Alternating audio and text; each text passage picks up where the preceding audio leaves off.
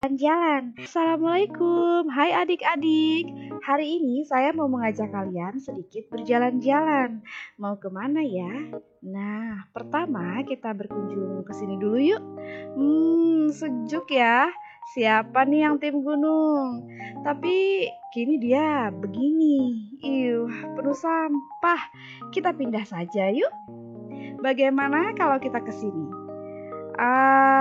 Seru banget ya kayaknya kalau kita main di pantai sambil minum air kelapa. Segar. Tapi sekarang dia begini. Kita pulang aja deh ya. Nah, dari tempat-tempat vakansi kita tadi, apa nih yang membuat pemandangan kita nggak nyaman? Betul, sampah.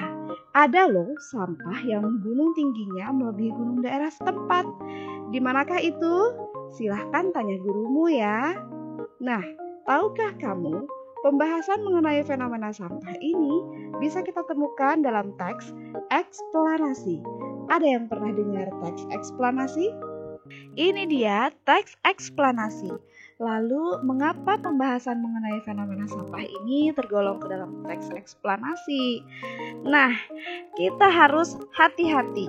Jika pembahasan yang kalian temui nanti mengurai perihal kenapa terjadinya fenomena sampah, bagaimana fenomena tersebut bisa terjadi, dan bagaimana dampaknya, maka teks yang kamu baca bisa dipastikan termasuk ke dalam teks eksplanasi. Akan tetapi, jika tidak membahas mengenai itu, kemungkinan besar teks yang kamu baca adalah jenis teks lain. Meskipun ternyata nih, topik yang diangkat sama-sama berbicara tentang sampah. Jadi, hati-hati ya. Berdasarkan pembahasan tadi, teks eksplanasi itu ternyata berisi penjelasan atau suatu proses peristiwa atau fenomena, baik fenomena alam, sosial, maupun budaya. Di dalamnya dibahas mengenai sebab akibat fenomena tersebut terjadi, kenapa fenomena tersebut terjadi, bagaimana fenomena tersebut terjadi, dan bagaimana dampaknya. Maka adik-adik, tujuan dari teks eksplanasi ini hanya memberikan penjelasan kepada pembaca tentang latar belakang terjadinya sesuatu atau fenomena secara jelas dan logis. Bagaimana sampai sini? Sudah bisa dipahami? Kita lanjut ke ciri-cirinya yuk.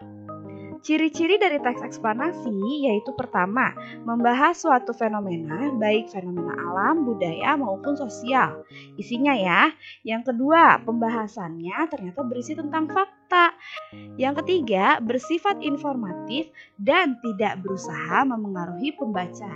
And yang terakhir, fokus pada hal umum, bukan hal-hal yang bersifat pribadi. Misalnya, pembahasan tentang fenomena sosial perundungan atau bullying, yang dibahas itu nanti adalah hal umum terkait apa itu perundungan, kenapa terjadinya perundungan, apa saja yang dikategorikan sebagai perundungan, atau bagaimana dampaknya.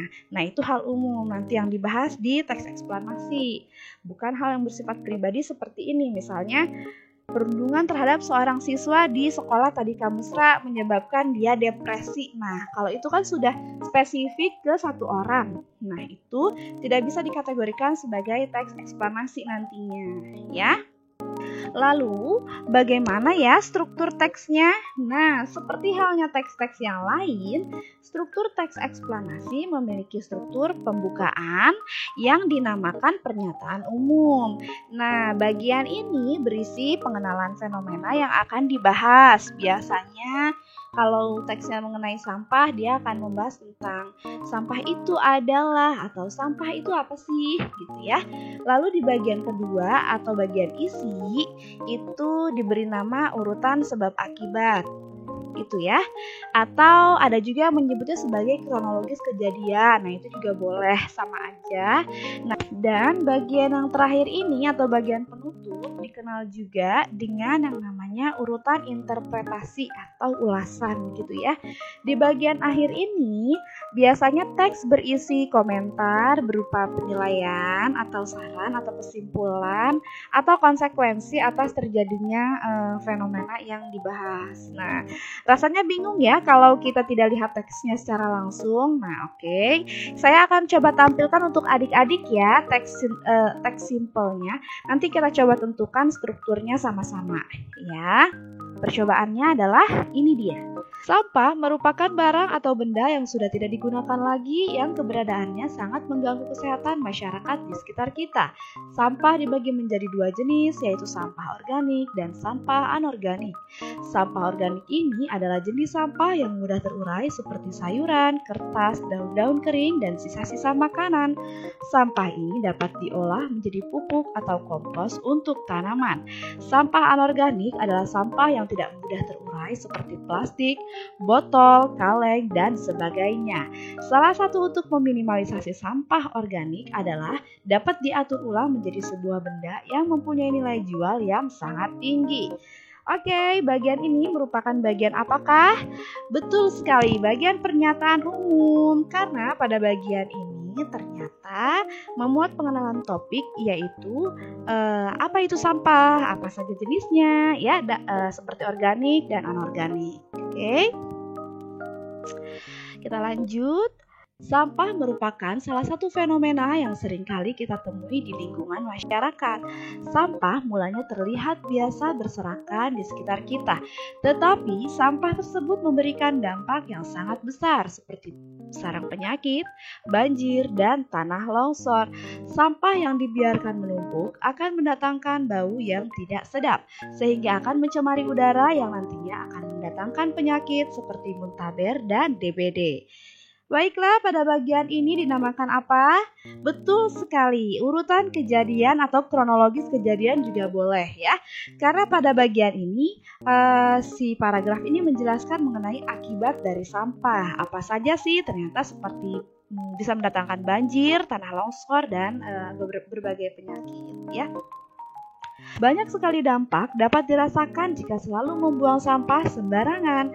Untuk itu, kita sebagai makhluk sosial yang menginginkan kesejahteraan, marilah bersama-sama untuk menjaga lingkungan. Sampah organik dapat diolah menjadi pupuk atau kompos untuk tanaman, dan sampah anorganik dapat diolah kembali untuk menjadi barang yang mempunyai nilai jual yang sangat tinggi. Betul sekali, sudah bisa ditebak ya bahwa bagian ini adalah bagian interpretasi. Nah, karena pada bagian ini dimuat beberapa saran yang berkaitan dengan masalah yang dibahas, yaitu sampah ya. Baiklah, sekarang apakah sudah cukup jelas mengenai teks eksplanasi? Semoga pembahasan tadi bisa membantu kalian memahami teks eksplanasi ya. Sampai berjumpa lagi di lain waktu. Wassalamualaikum warahmatullahi wabarakatuh.